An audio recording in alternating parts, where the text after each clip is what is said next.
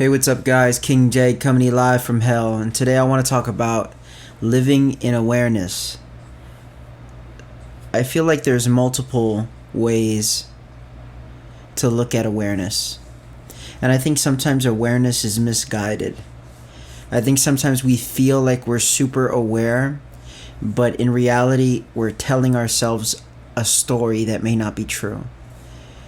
Like, a level of awareness can sometimes feel like I know people are talking bad about me behind my back, and I know that everybody thinks this way about me, and it's like something I've said before. It's that there's logic that isn't actually logical, and it's in a way it's our brain's defense mechanism keeping us from being ourselves, loving ourselves, and trusting. So when you become truly aware, you're not looking at anything from a place of judgment, at least in terms of yourself.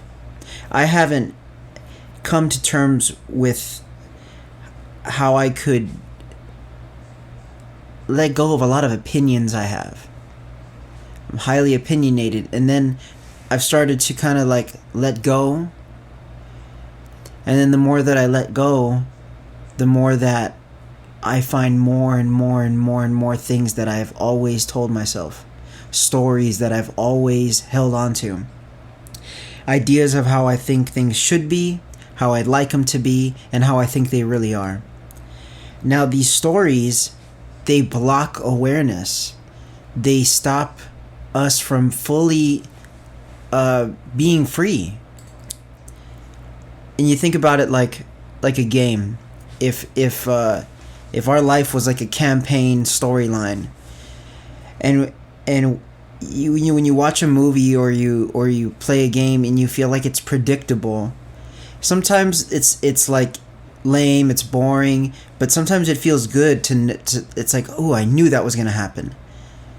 And a lot of times that's how we live our everyday lives, is we tell ourselves these stories of, I know exactly how this is going to be, I know exactly how these people are, I know exactly who I am and how I am.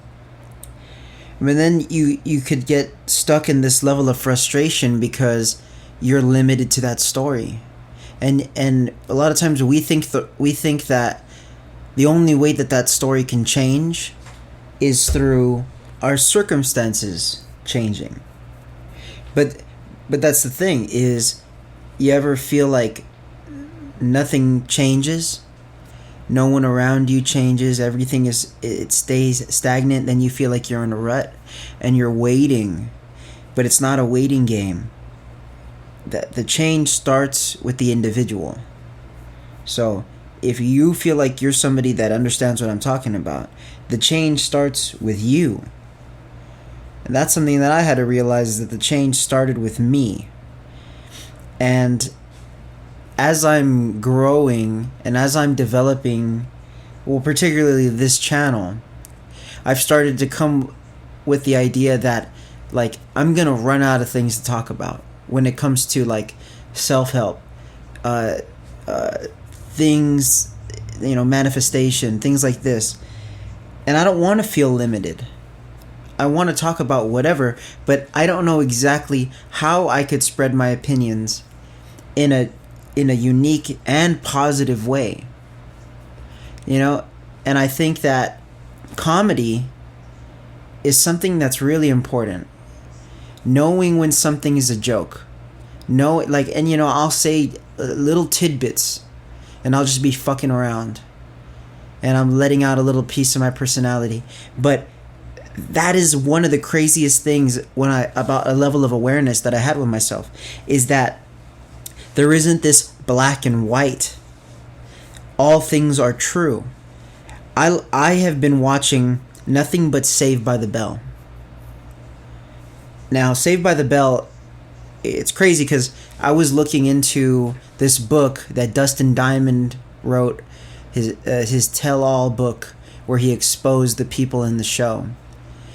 And in this book, he talks about how all the cast members besides him were sleeping with each other, smoking weed, doing drugs. They were fucking in each other's dressing rooms. And one of the weird things that was mentioned was that the creator of the show, who was a born-again Christian, wanted everything to be like squeaky clean PG on the set.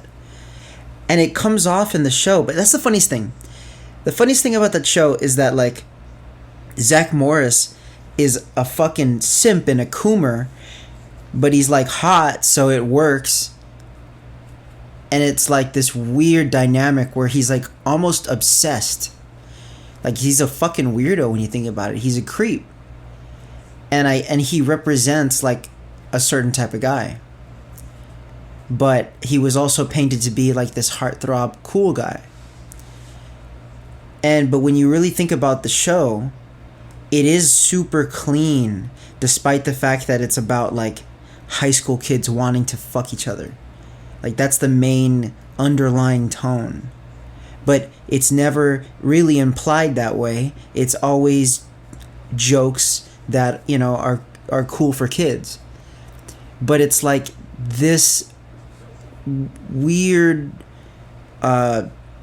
romantic kids comedy, teenage comedy, now seems so dated, because if you look at kid sitcoms now, they're super cynical.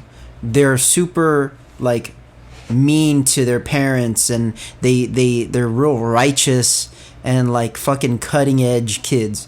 And then you look at teenage comedy or teenage drama series that, you know, like, teenagers watch on fucking Netflix, and it's like a bunch of garbage. Like, it's about suicide and, like, rape, and it's like, what the fuck is these types of shows? Like 13 Reasons Why, and all, it's just a bunch of negative shit.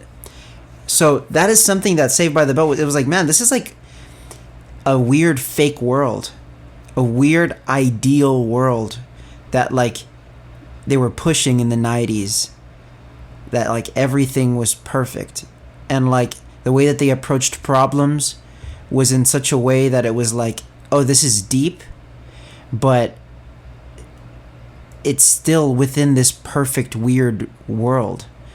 It's almost like that movie, Pleasantville. I remember that movie was crazy because it was like, it's like a real metaphor for then and now. And we're in a totally different place than we were a few years ago. And it's funny how a lot of things become cyclical, but a lot of things get forgotten. One of the funniest things that I was hearing was people talking about how, like teenage fashion today is similar to 90s fashion, right? Which means that we're only a couple years away from wearing fedoras and little vests, that weird 2007 era that, you know, nobody ever talks about, because it was this weird, like, it's not modern anymore. That's, like, old, kinda. But there's a lot of things that we leave behind and we don't think about again. Technology being the number one thing. So that's a big digress.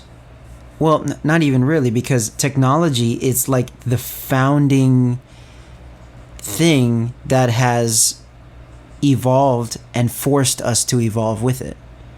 So a lot of people today, they're stuck in their phones, and they're stuck in these viral moments, these clickbait moments, and everyone's kind of searching, and everyone's kind of like absorbing content constantly. And when you're absorbing content constantly, you can never really be aware of the moment. And when you're constantly in a state of searching, you've never felt found. You're never going to feel like you've found yourself. There's always going to be more. And that's something that I find, you know? And it's something that documentary about social media, you know the one I'm talking about. The one that shows that it's evil. They talk about how that little loading, buffering wheel, like on Twitter, it's like a little slot machine. And the chemicals in our brain are waiting to see if we're going to get something cool or not. So when you're on Instagram and your feed is refreshing and you're waiting to see something you want to see, it's literally like a slot machine. And it forces you to stay stuck in this little machine, waiting to find something. And then you find it, and you know full well that it's never over. That's why I think something like no porn is so important, because it's like I said last time, it's like popcorn. You can't just have one. It never ends. So that cycle has to stop for you if you feel that you're stuck in a rut, or like a little rat maze, and all the opportunities are there, but you have to live in a level of awareness to realize that that's what's happening. You have to live in a level of awareness of saying, maybe everything I think about myself is wrong. Maybe everything I think about the people around me is wrong. The boxes I put people in, maybe it's wrong. That doesn't mean take them out of the box and put them in a different one. It means be open and realize that nothing is black and white. It's not a good versus evil. There is good in everybody. There is evil in everybody. People do shitty things and people do great things. We always try and box somebody in and say they're a mean person, they're an evil person, that guy is a fuckboy, that girl's a slut. You know, everybody's human. And when you break down to it, you realize, oh, so you mean they're a fucking human thing. They're not perfect. Why do we hold people to certain standards? And more importantly, why do we hold ourselves to certain standards? Eliminate the standards. Let yourself be free. And then you could build more and more, because you'll have support. You know? It's like you're a little kid in a little league baseball game, and you could have a parent behind the fucking cage saying, you better not fucking miss this shot. And that pressure, it'll kill a kid. Or you could have the parent saying, you got it, buddy, whatever you can do it. And that kid's going to believe himself a little bit more. But then you have you can do whatever you want to do. You're free. And then that is the ultimate experience of living, because you're not limited to circumstance. You're not limited to condition. You are literally free to do, be, and say what you want to say. So with that being said, I'm going to start making more commentaries about opinions that I have. Opinions that are going to change, shift, possibly get me in trouble. I might say some dumb shit. But we're going to ease our way into there. And at the core, what I'm trying to remember is that I'm trying to move in a positive direction. And everything I'm doing is trying to bring at least some sort of positivity into a platform filled with opportunities to be negative. That's what I'm trying to do. So I'm trying to bridge between laughs and truth, things that I feel are important to say. Right now, I've been focused on the deep shit. I want to have a little more fun. Let me know if you have any topics you'd like me to talk about. Let me know down below. Thanks for listening. Thanks for watching. King J out.